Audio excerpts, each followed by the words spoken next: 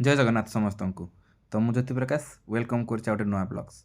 तो आम आज बाहरचु बालेश्वर कोरापुट। तो से मुझे पहुँची बालेश्वर स्टेशन मत आसला पवित्र छाड़ापी। तो सी मत छाड़ी ता रूम को पलैला आउ मोर चलिए स्टेशन। तो स्टेशन रे पहुँची अपेक्षा करी धौली एक्सप्रेस केतबेले आसो आउ से जो मोमेंट को मुझे एंजॉय करी। तो धौली एक्सप्रेस आसी पहुँचला मुझे बसली आ बाहरी भुवनेश्वर। तो भुवनेश्वर जावा बेले रास्तार उठी भरत स्वरु। तो सी आ भुवनेश्वर पहुँची आम डिसाइड कलु कि नाई आम प्रथमे भगवान दर्शन करूँ। तो सेठू आम ऑटो धरी आम बाहरिलु आमर श्रीराम मंदिर। तो राम मंदिर पहुँचला सेठी आम भगवान को दर्शन कलु, प्रणाम कलु एवं आमर यात्रा प्रार्थना कलु।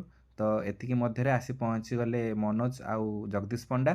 तो से चार जन पहुँचला आम गोटे श्रीराम ध्वनि दे बाहरिलु भुवनेश्वर स्टेशन। तो सेठी देखला बेलू अलरेडी आसी जाते सुकांत भाई आउ आलोक।